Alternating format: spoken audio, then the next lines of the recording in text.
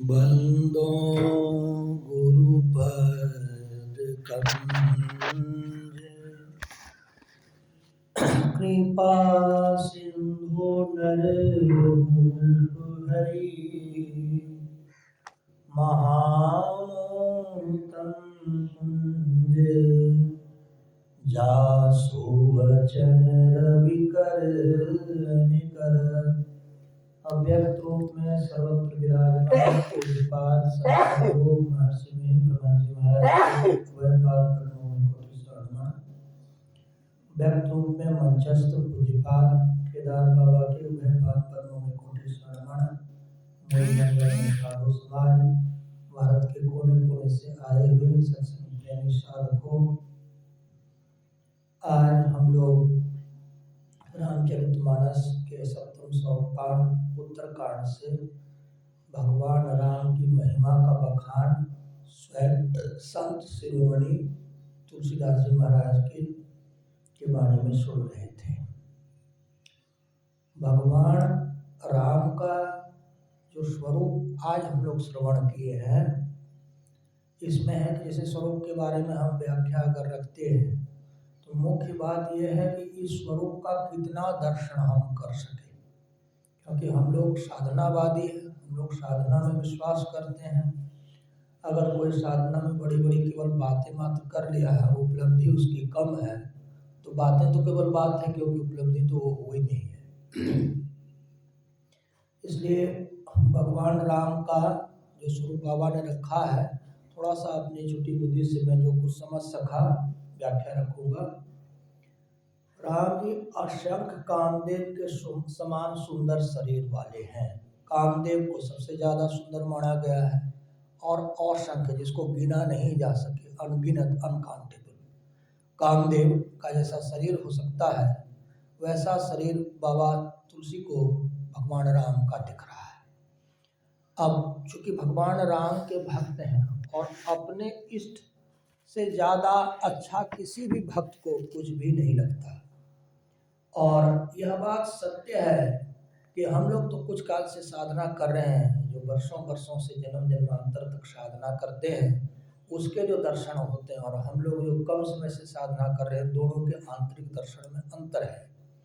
संत मत पूर्ण रूप से व्यवहारिक मत है, यह किताबी मत नहीं है। संत मत के जितने बड़े बड़े साधु हैं वो इतने व्यवहारिक हैं कि किताबी दुनिया में वो लोग कभी गए ही नहीं, क्योंकि उनको व्यवहार की दुनिया, ध्यान की दुनिया बहुत बड़ी थी, उसका साक्षात्कार करने के लिए पूरा जीवन उन्होंने लगा रखा है। तो असंख्य कामदेव के समान सुंदर, फिर कहा कि दुर्गा के समान असंख्य शत्रुओं को नाश करने वाले हैं।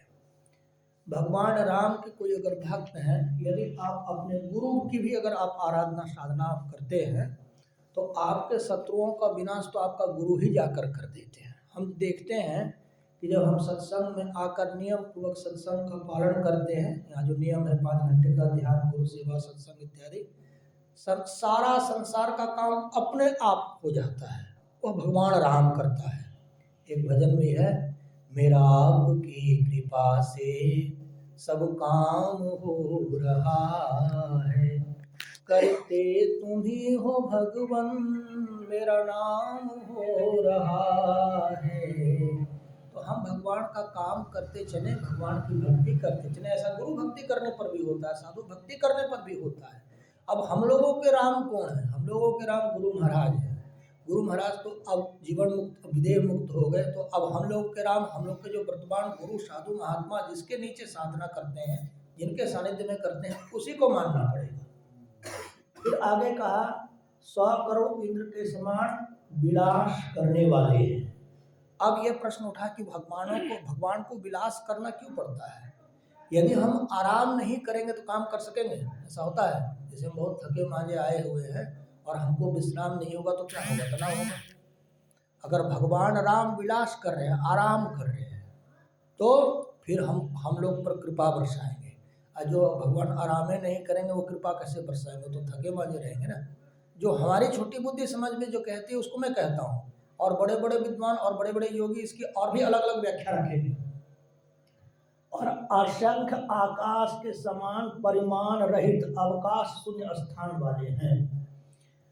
राम भगवान को आकाश के समान परिमाण रहित माना गया। इसका क्या मतलब है? राम से जो तात्पर्य बाबा कबीर ने लिया है, जो हर जगह रमण करता है वह राम है। रमण करता है जिसकी गति हर जगह है, सारे लोगों में है, हर स्थान पर है, वो राम है। और उससे भी बड़े राम है, क्योंकि अगर राम केवल रमण करते रह जाएंगे, आते जाते रह जाएंगे, तो हर जगह वो स्थिर नहीं होंगे। और स्थिर होंगे तो फिर वो परमात्मा से छोटे ही होंगे। राम हर जगह रमण करते हैं, वह राम है, और हर जगह जो होते हैं वह राम है। जो परमात्मा है वही राम है। ये सब बात है। तो आकाश के जैसे हैं, आकाश के बाद, आकाश तो स्थूल जगत की बात है, स्थूल के ऊपर भी है। आकाश तत्व तो ये स्थूल जगत के अंतर्गत की बात है। इसके सूक्ष्म जगत में आकाश कहाँ होता है? वो तो आकाश रहित जगह है। तो इसको भगवान राम को आकाश के बराबर माना तुलसी बाबा ने। फिर आगे उन्होंने कहा 100 करोड़ पवन के समान बड़े बली, उनको बली माना गया। अगर आपके इष्ट बली ना हो, शक्तिशाली ना हो, तो क्या होगा? आपके शत्रुओं का विनाश नहीं होगा। मैं बाइबल पढ़ रहा था, ईसा मसीह को पूरी दुनिया परमेश्वर मानती है, सभी मानते हैं, परमेश्वर के पुत्र मानते हैं। और वो ईसा मसीह बाइबल में प्रार्थना कर रहे हैं परमेश्वर से कि हे परमेश्वर, मेरे शत्रुओं का संहार करो। जब वही सबके पूज्य हो गए तो फिर उनके शत्रु रहेगा। शत्रु रहते हैं तब तो वो संहार करने कहते हैं। तो आपके इष्ट यदि बलि नहीं होंगे तो आपके शत्रुओं का संहार कौन करेगा? इसलिए इनको बाबा तुलसीदास ने कहा कि करोड़ों पवन के समान बड़े बली हैं, 100 करोड़ सूर्य के समान प्रकाश वाले हैं। भगवान राम का चिंतन मनन करने से, ध्यान करने से प्रकाश का उदय होता है, और 100 करोड़ सूर्य का प्रकाश। यहाँ तो एक सूर्य भी पूरा उगाना अंतर में कष्टकारी है, कठिन है, यदि साधु बहुत सुलझा हुआ ना हो। अब तो माया लोगों को खींच लेती है। हम लोग ब्रह्मवादी या परमात्मवादी या ईश्वरवादी या गुरुवादी कितने लोग हैं, आप देखो ना। हम लोग 40 ही लाख लोग हैं। जो संसारी है वो सब तो इस तरफ आ भी नहीं पाते हैं। कहाँ आता है? तो स्थूल भक्ति में सब पड़े रह जाते हैं। 100 करोड़ चंद्रमा के समान सुंदर शीतल, वो शीतल है, ठंडा। चंद्रमा का प्रकाश ठंडा होता है, सूर्य का प्रकाश गर्म होता है।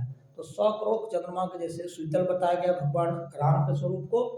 और संसार के संपूर्ण भयों का नाश करने वाले होते हैं। अगर भगवान के स्वरूप, उस स्वरूप की चर्चा जिसका आपने दर्शन कर लिया, जिसकी चर्चा भी मैं किया, वैसा आप दर्शन कर लेंगे, तब जो है कि आपको आपके भय का नाश होगा। भय क्या है? भय के कारण जो मुझे समझ में आते हैं, और भी कुछ हो सकते हैं, लेकिन मुझे जो आता है, हमें भय अथवा दुख तब होता है जब हमारा मन या हमारी चेतना या षड्विकारों से शासित होती है। और मेरा यह भी निष्कर्ष निकला है आज तक के ध्यान के अभ्यास के आधार पर, कि अगर कोई व्यक्ति निर्विकारी हो जाए तो वो बंधन में भी रहेगा, तो बंधन टूटते समय उसको दुख होगा ही नहीं होगा। लेकिन गुरु महाराज तो यहाँ तक कह दिए हैं सत्संग सुधा में कि जब तक शरीर रहता है तब तक विकार होता है। इसलिए विकार नहीं होगा ऐसा संभव ही नहीं है। जब तक हम 5 शरीरों को पार नहीं करेंगे तब तक विकार होता है। अगर कोई व्यक्ति गुरु की सेवा करके, सत्संग करके, दृढ़ ध्यानाभ्यास करके अपने बंधे हुए शरीर में ही निर्विकारी होगा तो उसको दुख नहीं होगा। लेकिन ऐसा होता नहीं है। कुछ दबाया जा सकता है विकारों को, पूर्ण रूप से 5 शरीरों को के पार किए बिना नहीं दबाया जा सकता। असंख्य काल के समान अत्यंत कठिन, दुर्गम और अपार है। असंख्य काल के समान वो कठिन है, अपरिमित अग्नि के समान भगवान राम जी कठिनता से धरने के योग्य हैं। ये सब उपमाएं उनको दी गई भगवान राम। फिर कहा राम जी अनगिनत पाताल के समान गहरे हैं। पाताल कितना गहरा होता है? आकाश तो देख ही रहे हैं। और फिर उसका उल्टा, आकाश ऊपर जितना गहरा, उल्टा के नीचे गहरा आप देख लो, वो पाताल समझ लो, मोटा मोटे। और भी कुछ पाताल होगा लेकिन मोटा मोटे ऐसा आप समझ सकते हैं। राम जी अनगिनत पाताल के समान गहरे हैं, बहुत गहरे हैं। और अनगिनत यमराज के समान भयंकर भी हैं। अगर राम किसी पर, भगवान राम या गुरु या साधु किसी पर कुपित हो जाए तो वो बड़े भयंकर भी होते हैं। फिर आगे कहा अर्शंग तीर्थ के समान बहुत पवित्र है। पवित्रता की बहुत आवश्यकता है। हम लोग जो ध्यान करते हैं इसमें अपवित्र स्थिति से पवित्र स्थिति की तरफ बढ़ते हैं। तो भगवान राम को पवित्रता की खानी कहा गया, बहुत ज्यादा पवित्र माना गया। उनका नाम संपूर्ण पाप राशि को नाश करने वाला। अगर आप राम राम का जप करते हैं, चाहे हे राम का जप करते हैं, गांधी जी क्या करते थे, मृत्यु काल में गोली भी लग गई फिर भी हे राम कह के ही दुनिया से गए। इसी पर हमारा निष्कर्ष निकला कि वो महापुरुष जीवन भर ध्यान साधना करते आए, मरते समय भी हे राम बोल दिए। इसलिए हमारा विश्वास है कि परमात्मा के शरण में गए होंगे। यही बात इंदिरा गांधी के संबंध में नहीं हुई। उनको जब आतंकी मार रहे थे तो उन्होंने यह नहीं कहा हे राम हे कृष्ण, ऐसा कुछ नहीं कहा है, यह क्या कर रहे हो, उसके ये शब्द थे। तो उसके संदर्भ में ये बात सत्य नहीं है, परंतु भगवान गांधी जी के संदर्भ में ये बात है। और अभी जो ये बाबा का शरीर छूटा है, अभी अनुपानंद बाबा वो कार में गुरु मंत्र जपते जपते जा रहे थे, अंत समय तक चिल्ला चिल्ला के वाचिक मंत्र कर रहे थे। और करते करते उनका सेवक कहा, हमको पता था कि हार्ट अटैक से जो शरीर छूटा था, हार्ट अटैक में हमको जहाँ तक पता है सीना ऊपर नीचे ऐसे ऐसे होता है। हमारी दादी का शरीर छूटा था तो खूब ऐसे ऐसे सीना उसका हो रहा था, परंतु इनका सीना हिलडोल नहीं रहा था। बहुत सहज रूप से गुड्डू उसको पकड़ा था शरीर में और गुरु मंत्र का जाप किया, और जैसे जाप बंद किए बस शरीर से सहज रूप से निकल गए। इससे भी यह सिद्ध होता है अंत, क्योंकि अंत समय में मनुष्य जो जो सोचता है आगे के जन्म वही वही होता है। तो इससे मेरा निष्कर्ष निकलता है वो एक महापुरुष थे और उनकी बहुत अच्छी गति हुई है। फिर आगे का पाठ है कि राम जी करोड़ हिमालय पर्वत के समान स्थिर और असंख्य समुद्र के समान गहरे हैं। जो परमात्मा तत्व में लीन होना का अभ्यास करने वाला जीव होगा वह परमात्मा के जैसा हर जगह उसको स्थिर रहना पड़ेगा, उसको हर चीज का आधार बनने का अभ्यास करना पड़ेगा कि परमात्मा सर्वाधार है, उसका कोई आधार नहीं है। जो परमात्मा में मिलने जाएगा उसको भी वैसा ही होगा, तभी मिल सकता है, अन्यथा नहीं मिल सकता है। श्री राम जी अनगिनत कामधेनु के समान सब इच्छाओं को देने वाले हैं। हमारी जो इच्छाएं होती हैं, हमने देखा है, हम जो गुरु महाराज की भक्ति करते हैं, चाहे बाबा के चरण शरण में आते हैं, चाहे सिद्धपीठ के चरण शरण में आते हैं, जो जो हमारी इच्छा होती है वो इच्छा तो ध्यान करते समय खुद ही बंद हो जाती है, और जब ध्यान होते रहता है तो बिना मांगे ही वह सब कुछ मिल जाता है।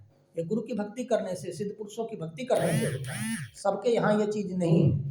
इसलिए हम साफ तौर पर कर सकते हैं, देवी देवता आप फोटो इत्यादि में देखते होंगे वो काल्पनिक कह सकते हैं, परंतु साधु महात्मा सिद्ध महापुरुष जैसे बाबा ये सब जीते जागते देवता है।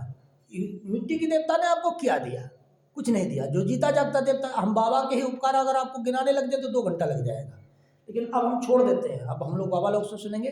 बोलिए प्रेम से श्री सद्गुरु महाराज की, श्री सद्गुरु महाराज की, श्री सद्गुरु महाराज की।